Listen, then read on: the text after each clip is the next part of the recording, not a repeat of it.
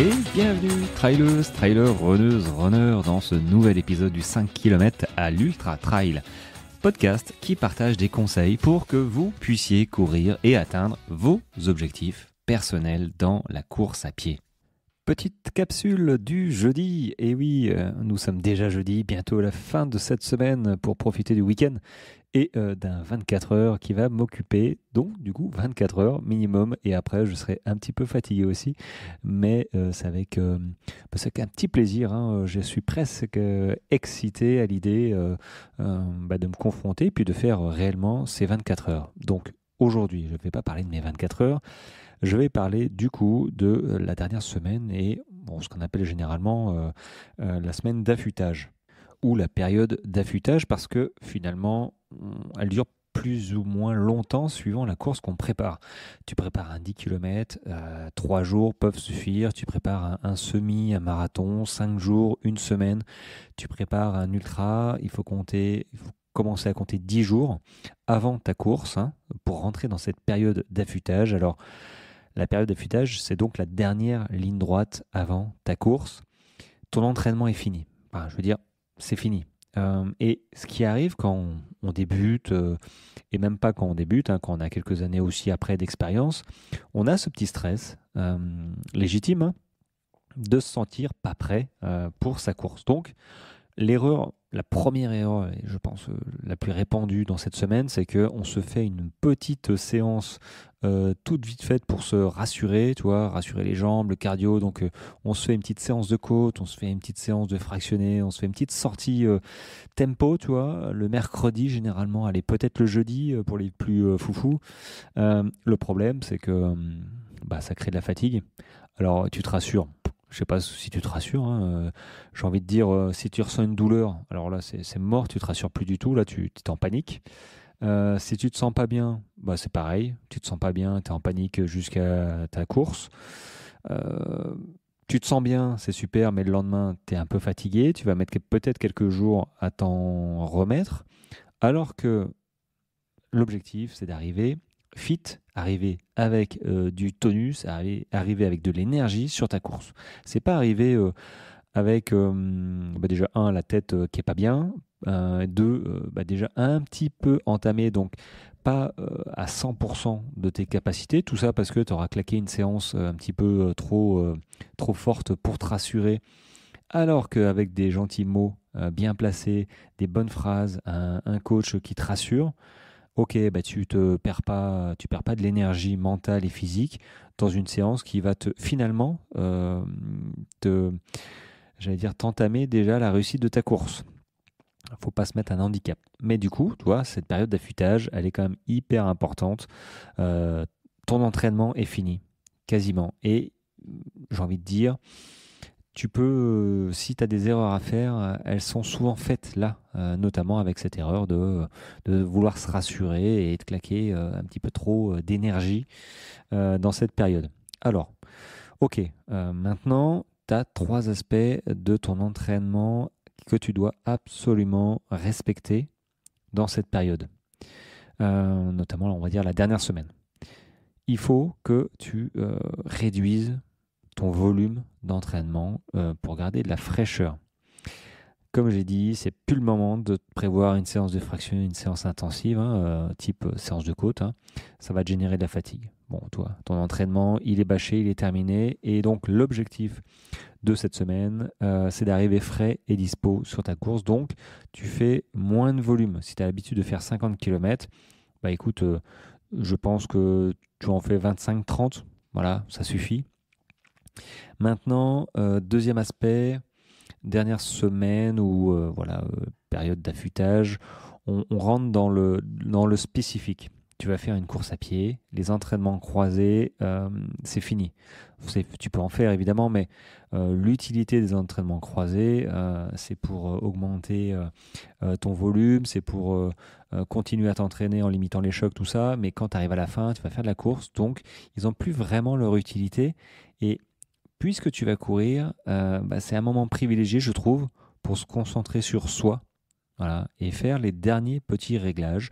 Ça peut être le sac, ça peut être les chaussures, ça peut être peut-être la nutrition si tu es un petit peu à la bourre. Voilà, mais Les derniers petits réglages, c'est maintenant qu'on les fait en faisant un petit peu plus, voire carrément plus de spécifique. En fait, tu fais de la course à pied, donc tu cours. Voilà, tu te prépares à l'effort et donc tu prépares tes articulations, tes muscles aussi, à continuer à courir. Donc c'est vraiment un sport qui est fait de choc articulaire, beaucoup plus que le vélo ou la natation. Mais du coup, ton entraînement, il est bâché, il est fait et il n'y a plus lieu de faire du vélo. Voilà. Donc moi, je te conseille de profiter, d'être en forme, normalement, et d'arriver, et de, pas d'arriver, mais de profiter des dernières heures, on va dire, où tu cours tranquille pour profiter de la nature, profiter des derniers petits réglages. Voilà. Troisième aspect, alors oui, il faut réduire en volume, ok, et réduire aussi en intensité. Alors réduire en intensité, les amis, c'est pas rester dans son canapé ou faire que du footing cool. Si tu avais l'habitude, ça dépend de ton type de course évidemment, pour un ultra, je t'avouerai que l'intensité, elle est toute relative. Mais maintenant, pour même un marathon semi 10 km, tu avais l'habitude de faire du fractionné ou peut-être un trail court à faire du dénivelé. Tu veux garder, et c'est une bonne solution d'ailleurs, de garder un petit peu d'intensité dans cette dernière semaine. Alors, tout est relatif aussi. Garder l'intensité, ça veut dire réduire de 50% ton intensité habituelle. C'est-à-dire que si tu avais l'habitude de faire, je ne sais pas moi, 2 fois 10 fractionnés, enfin 10 répétitions en fractionné, à la place d'en faire 10 fois, tu en fais une fois. Ça va générer beaucoup moins de fatigue, ça va simplement stimuler ton corps encore à être en alerte et le garder dans un certain état d'excitation, mais sans générer de la fatigue plus que ça. Donc c'est ce que je conseille, moi, de continuer quand même à faire un petit peu d'intensité, mais pas trop. Voilà, il faut placer le curseur suivant le niveau du coureur ou de la coureuse. Limite, il vaut mieux, si on ne sait pas trop, il vaut mieux sortir en footing cool que de se griller en mettant trop d'intensité, trop de répétitions, trop fort. Voilà, c'est vraiment de l'expérience ou se faire accompagner pour ça, pour éviter d'hypothéquer ses chances.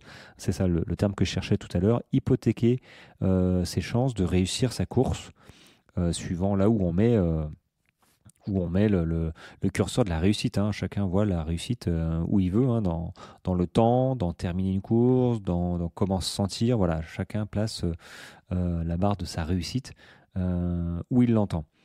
Donc, bon, tu vois que on peut faire des erreurs assez facilement si on n'est pas vraiment informé, si on y va un petit peu à l'aveuglette et si on s'écoute un peu trop, parce que c'est vrai que sur cette dernière semaine, on a quand même pas mal de choses à penser. La tête, il y a un moment où on est inquiet. On est inquiet, du coup on a son dossard à préparer, on a ses affaires à préparer, on a la nutrition, peut-être qu'on est malade et on commence à angoisser un petit peu. Donc si on commence à angoisser, on se dit tiens on va se rassurer sur nos sorties de la semaine. Non, non, il n'y a pas de, on se rassure en envoyant de la godasse sur ces dernières sorties. Non, non, les dernières sorties sont cool pour faire du jus. Un petit peu d'intensité, ok, pourquoi pas, mais il faut aussi se connaître et pas en mettre de trop. Donc si tu t'es entraîné pendant des semaines, voire des mois sur une course, que tu veux faire un record ou terminer, bref, sortir de ta zone de confort et c'est pas évident que tu y arrives, eh ben, il faut mettre toutes les chances de ton côté dès le départ et éviter d'arriver fatigué, arriver malade, bref, et éviter ces petites erreurs qui ont des grandes conséquences quand même sur ta course. Alors que, bon, c'est con parce que tu t'es entraîné pendant des semaines, des mois, tout ça pour tout jeter ou pas bénéficier de tout ton entraînement, toutes tes heures où tu as sué, tout ça parce que voilà, tu as fait une séance que tu n'aurais pas dû. T'imagines? Juste une séance peut handicaper ta course. Je trouve ça, je trouve ça énorme. Donc, on évite de faire une séance mal calibrée et mal mise, surtout dans le calendrier d'entraînement. On reste cool, on pense à dormir, on pense à s'hydrater, on pense à la nutrition, voilà, quelques jours avant, et on arrive frais et dispo sur sa course. Bon, les amis, voilà, c'était une petite capsule sympa sur la période d'affûtage. Ah oui, une dernière chose avant de se quitter. je lance ma formation version bêta-testeur. Voilà, parce que alors, j'ai fait une formation à destination des débutants, de ceux qui commencent de 0 km, à ceux qui n'arrivent pas à courir 30 minutes, à ceux qui n'arrivent pas à courir 45 ni 1 heure. Voilà, donc ça va de 0 à 1 heure. C'est une formation clé en main, mais j'ai besoin de bêta-testeurs qui vont me faire remonter un petit peu leurs remarques, savoir est-ce qu'il faut que j'ajoute quelque chose ou que j'enlève quelque chose ou que je sois plus explicite. Hein, voilà, c'est une formation qui, pour l'instant, a 9 heures de vidéo et d'audio et d'écrit avec après on peut me poser des questions, il y a voilà, c'est un contenu ajouté tous les 15 jours prévu, hein. Donc là les bêta testeurs vont bénéficier d'un tarif beaucoup moins enfin voilà, un tarif avantageux, voilà, 89 € à la place de 297. Donc voilà, clairement, si tu es dans cette situation, fonce pour toi. C'est un tout petit investissement qui va te rapporter vraiment beaucoup en termes de savoir, et surtout, voilà, il y a des plans d'entraînement, il y a tout ce qu'il faut que tu saches pour réussir à courir sans cracher tes poumons, avec les bonnes méthodes, et surtout je serai avec toi parce que je suis disponible par question, par WhatsApp, H24 quasiment. Donc je lance ma version bêta-testeur demain, elle s'arrête dimanche pour les inscriptions ou sinon les places quand elles sont finies parce qu'elles sont limitées, ce sera plus disponible, et voilà, l'offre normalement finale sortira le 6 mars. Voilà, sur ce, c'est dit. J'aurai le lien dans cet épisode pour t'inscrire. Je te conseille de ne pas te tarder. Parce que cette formation, elle est sortie déjà en décembre 2023. Il y a eu plus de 70 personnes qui en ont bénéficié. Donc du coup, je pense que voilà, il y a pas beaucoup de place bêta-testeur. Donc n'hésite pas à t'inscrire rapidement. Ceci étant dit, je te retrouve demain pour une petite capsule. Alors il faudra peut-être que j'enregistre une capsule d'avance, parce qu'après mon 24 heures ou pendant mon 24 heures, ça va être compliqué de sortir un épisode pendant que je cours. Il faudrait que j'y pense, tiens. En même temps que je fais le podcast, je réfléchis, tu vois. Et puis voilà, bon, allez, je te retrouve demain. J'espère que, en tout cas, tout va bien pour toi et que tout se passe bien dans ta vie de runner. Allez, je te laisse. Ciao, ciao.